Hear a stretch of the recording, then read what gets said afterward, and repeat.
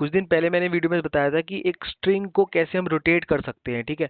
आज मैं आपको ये बताऊंगा कि हम इंट एरे, मतलब अगर मैं आपको एक एरे देता हूँ उसको हम कैसे nth प्लेस के थ्रू रोटेट कर सकते हैं। जैसे कि अगर मैंने यहाँ पे nth प्लेस 1 दी तो यहाँ पे 5 जो है वो एरे के अंदर आगे आ गया और 1 2 3 4 जो है वो आगे आगे राइट में शिफ्ट हो गए। तो उसको जावा में कैसे करते हैं वो दिखाता हूँ। देखो, आज सबसे पहले तो मैंने ये रोटेट एरे करके क्लास बना ली, मेन मेथड ऐड कर दिया, इनपुट एरर दे दिया उसका, और nth प्लेस से हमने यहाँ पर वैल्यू जो है वो एक्सेप्ट कर ली।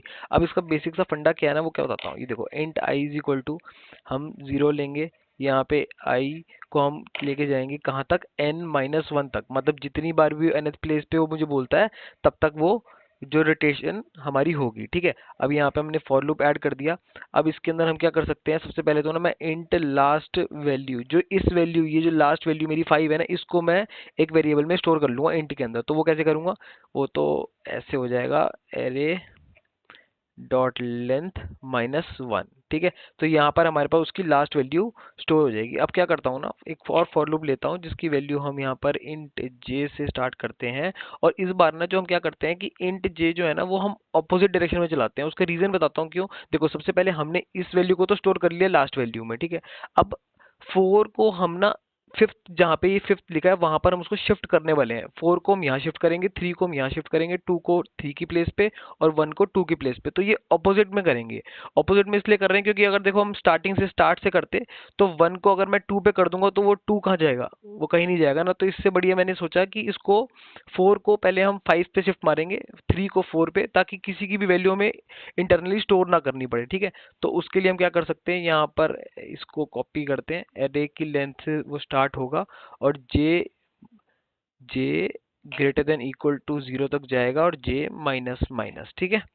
अब यहाँ पर एक कंडीशन ऐड होगी, if j is equal to 0, तो हमारा जो है ये फॉर लूप जो है वो ब्रेक हो जाए। अदरवाइज एल्स में क्या होगा, एल्स में हमारा एरे जाएगा जे इज इक्वल टू, मैं बताता हूँ अभी मैं क्या कर रहा हूँ, ये एरे यहाँ पर j-1, ठीक है।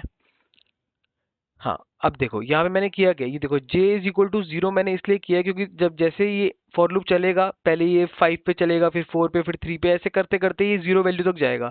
बट जब ये 0 वैल्यू पे शिफ्ट होने के बाद यहाँ पे वैल्यू तो कुछ बचेगी नहीं ना, इस वैल्यू पे तो यहाँ पर इंडेक्स वैल्यू 0 पे कोई वैल्यू बचेगी नहीं। तो हमें इस फॉर लूप को उस टाइम में ब्रेक करके उसकी लास्ट वैल्यू को असाइन करना पड़ेगा, उसकी इंडेक्स वैल्यू 0 पे। तो वो यहाँ पे हम कर देते हैं इस फॉर लूप के बाहर, हाँ फॉर लूप के बाहर यहाँ पर हमने इसकी फर्स्ट वैल्यू मतलब 0 इंडेक्स वैल्यू को हमने यहाँ पर लास्ट वैल्यू असाइन कर दी, ठीक है। अब अगर मैं इस एरे को यहाँ पर प्रिंट करके देखता हूँ, प्रिंट कैसे करेंगे, यहाँ पे एरेज कर लो, डॉट टू स्ट्रिंग करके यहाँ पे एरे पास कर दो, ठीक है। एक बार मैं रन करके देखता हूँ। हाँ, सबसे पहले तो मुझसे पूछ रहे भाई nth प्लेस बताओ, तो मैं यहाँ पर अभी फिलहाल के लिए एक ही प्लेस से इसको रोटेट करता हूँ। देखो तो आउटपुट क्या आ गया, पहले 5 जो है वो शिफ्ट हो गया आगे रोटेट होकर, और फिर देन 1 2 3 4 यहाँ पर आ रहा है। अब अगर लेट्स से वापस से मैं इसको री रन करता हूँ और एक बारी मैं यहाँ पे प्लेस डालता हूँ 2, तो 2 डालने के बाद मैं यहाँ पर पहले 5 आया, फिर देन यहाँ पे 4 आ गया था, तो फिर 4 यहाँ पर आया, देन आंसर जो आया 4 5 1 2 3 आया।